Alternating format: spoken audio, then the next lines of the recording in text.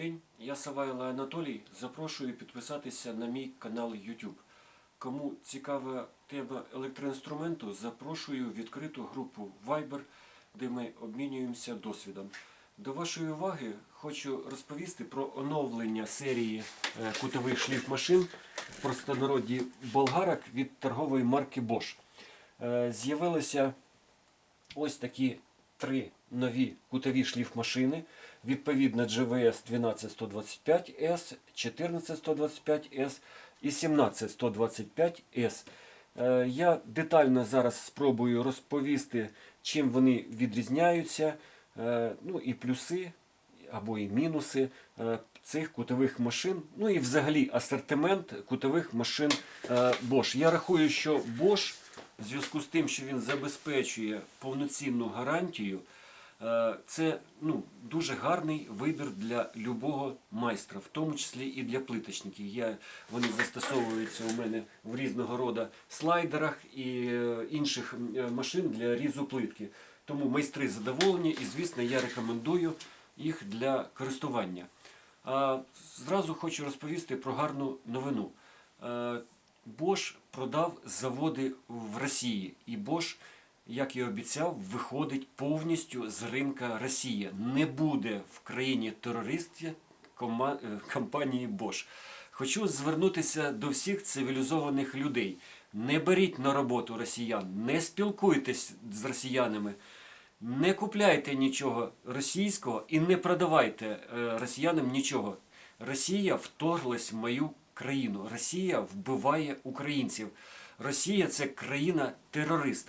Їй місце в вигнанні. Тепер поїхали про кутові шліфмашини. Як на мене, саме головне, чим вони відрізняються, кутові машини, вони стали тоньше. Якщо раніше діаметр був 67 мм, то зараз у них всіх троїх 62 мм. Казалось би, 5 мм, але для руки це, звісно, стало зручніше.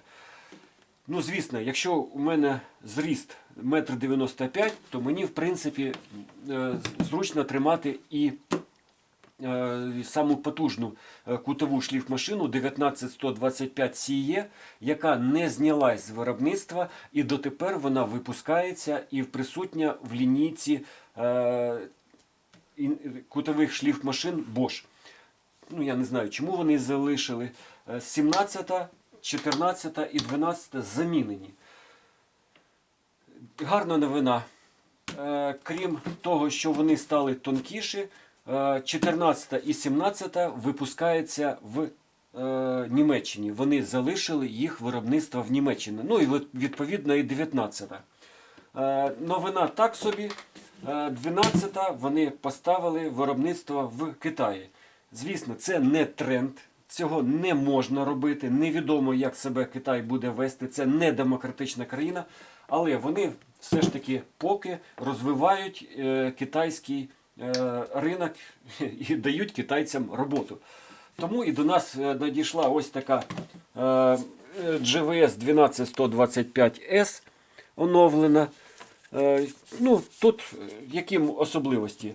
Перше, повноцінна, тобто шия. Тобто в неї, бачите, якщо брати шию маленькою 900 ваттною, в неї значно менше. Тому ця шия підходить до штраборізу, до кожуха до штраборіза, до шліфмашини, легко вставляється. Яка ще особливість? Дуже легко ставиться і фіксувати захисний кожух. Звісно, в молодших моделях там треба працювати з шестигранником. Який ще плюс? Є ручка вібраційна, яка, як на мене, коли ви щось довго ріжете, дуже зручно, вона приймає на себе вібрацію. Є регулювання обертів. По регулюванню обертів декларується, що всі ці, що ви бачите шліфмашину, крім акумуляторної, регулюють оберти від 2800 до 11500.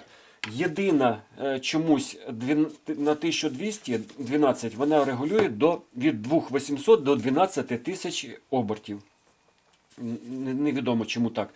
Тут в комплекті немає ні захисної фільтра для пилюки, тому, відповідно, треба обережно працювати з абразивними матеріалами, типу там бетона, гіпса і прочими. Слідуюча, вже німецька модель 14125S. Вона дуже схожа на GV 125S. Вона повністю ідентичні кожухи, розміри ідентичні. Ви бачите, але вона не комплектується фільтром, який комплектується 17125. Вона має додатковий кожух, який теж трошки інакший. Бачите, він знімає, він повноцінний. Ось такий, тобто така пластик, який ось таким чином ставиться. Ну, як на мене, зручно. Він дозволяє стримувати і захищати, менше пилу, розлітається, коли ви працюєте з цим кожухом. Відповідно, тут кожух трошки модернізований. Бачите, тут він ось так знімається. І він тут принципово, що він залізний. Якщо ви працюєте з якимось там, коли будуть летіти каменюки і проче, то, звісно, цей кожух більше витримає. Ось так він фіксується. Ну, як на мене, досить пристойно. Ви бачите, що і в 14, і в 17, і в 19 є можливість швидко міняти кожух. Що ще? Ручки, колір ручок чомусь став інакший. Якщо раніше була чітка надпис Bosch, зараз напис Bosch також написаний, але чорним кольором. Що ще? Якщо раніше корпуса в 12, в 14, там 13-125 сіє, 12-125 сіє, 17-125 сіє були прорезинові. Як на мене, це дуже зручно, коли рука мокра, щоб вона спотіла, коли ви працюєте. Звісно, вона не так юзає, тут зручно було тримати. Але вони пішли по зменшенню діаметру. Все ж таки тут давало все, я так розумію, пару міліметрів, але на резину йшло. Тут вже немає резини в жодній кутовій шліфмашині. Але є ось така перфорація, яка не дозволяє прокручуватись руці. Забір повітря. Якщо раніше забір повітря, дивіться, в принципі, у всіх раніше кутових шліфмашин йшов із тилу, із боків, то зараз забір повітря вони виносять назад кругом, стараються виносити в задню частину. Бачите, ось він винесений. Так само ця легко знімається фільтрик. І ви бачите, ось так зроблений забір повітря. Раніше, бачите, ось на 19-125 забір повітря здійснювався зі всіх сторін. Тут і з тилу, і з боків. І, звісно, поверхня смокнення була більша. Деякі люди, звичайно, працюють двома руками. Хоча ця машина, вона одноручна, вона, в принципі, створена щоб працювати одною рукою. І треба тримати її і за ручку, і за корпус. Деякі викручували ручку, тримали її двома руками. Ось так, наприклад. Не можна тримати за корпус, бо він нагрівається, але люди тримали. І тримали, звісно, там, де відбувається забор повітря. І це дуже рідко було, але деякі примудрялися. Якщо раніше можна було самостійно замінити щітки в кутовій шліфмашині, то зараз такої можливості немає. Звісно, можна самостійно зняти ось цю задню частину, але вірогідність, що вас позбавлять гарантії, дуже висока. Тому у Bosch дуже серйозні правила з точки зору гарантії. Тому простіше, безкоштовно направити на сервіс Bosch, і безкоштовно вони, звісно, візьмуть невеличку плату за заміну щиток, але повернуть вам, доставка буде в обидва кінці безкоштовно, і ви будете впевнені, що у вас оригінальні щітки, бо щітки дуже важливі для кутової шліфмашини. Неправильні, неякісні щітки доводять або до стирання якоря, або замикання, або до решти інших неприємностей. Тепер про кабеля. Кабель, відповідно, вони залишилися ті самі, товсті, міцні, немає на мене претензій. В 12-125 ви бачите, що він значно тонкіший став. Раніше вони всі однакові були. Тут на цьому кабелі трошки зекономили на китайській шліфмашині. Але товщина її, відповідно, більше, ніж у 900 ваттної. Я впевнений, що цього кабелю товщини достатньо, щоб він впевнено працював.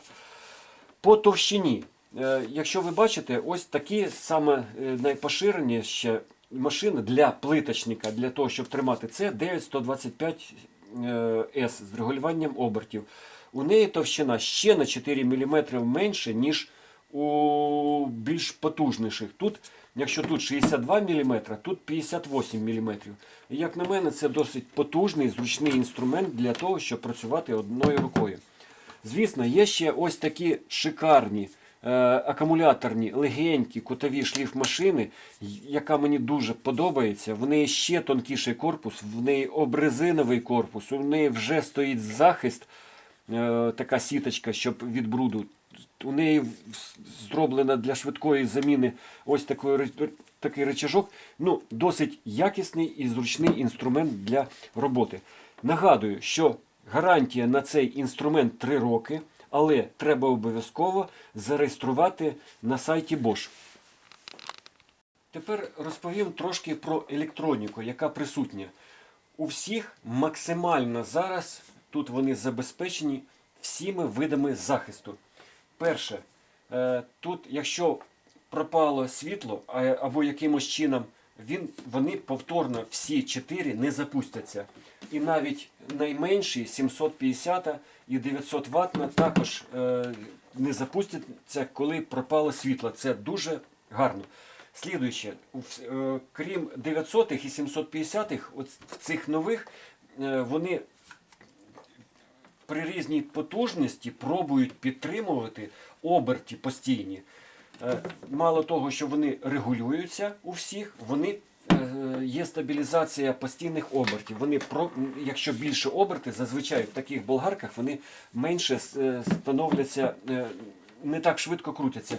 Ці крутяться з постійною швидкістю. Якщо у вас виникає якийсь удар, вони всі 4 зупиняються. Як на мене, вони сюди поставили на максимальну кількість захисту, причому є захист від перевантаження, від перегріву. Немає в мене претензій по захистам у цих шліфмашин. Звісно, більш потужні шліфмашини, вони вже можуть і шліфувати.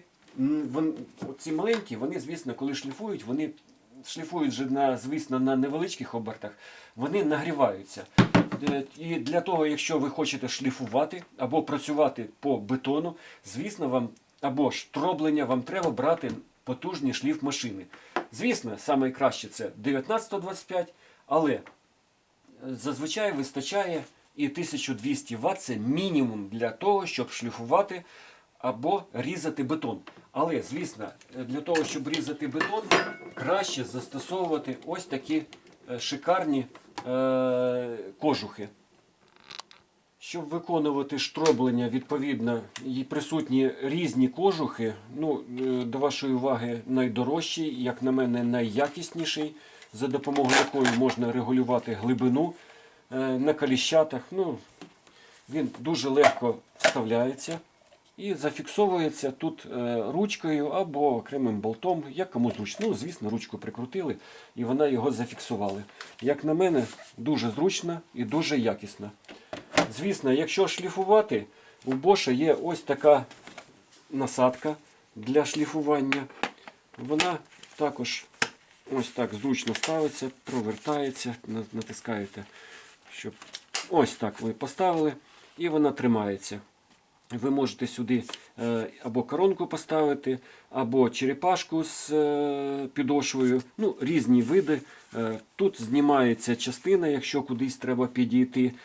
Підключаються і туди пилососи, різні пилососи, не тільки Bosch, можна і інакші підключати. Як на мене, досить пристойний інструмент. Саме головне, що вони вже в Росії не випускаються, бо коли вони раніше випускались в Росії, ви знаєте, Bosch постійно їх відкликав, були якісь дефекти, і ціна була досить висока. Як на мене, дивно. Вони коли перенесли виробництво, наприклад, 230-х кутових шліфмашинах, ціна навіть піднялася. Коли вони переносять в Китай, ціна опускається. В Росію піднімається. Ну, слава Богу, що їх в Росії немає. Так що запрошую до мене. Я надам консультації по любим питанням, пов'язаним з електроінструментом. Звісно, нагадую, прошу підписатися на мій канал, але це навіть все не головне. Якщо ви не тримаєте зброю, будь ласка, допомагайте ЗСУ. Зараз у мене в каналі налаштоване спонсорство. Всі кошти від грошей, які прийдуть, я буду пускати на ЗСУ. Звісно, звіти я завжди роблю або в групі, або розміщую на каналі своєму YouTube. Слава Україні! Ми виженемо цю нечисть з нашої країни.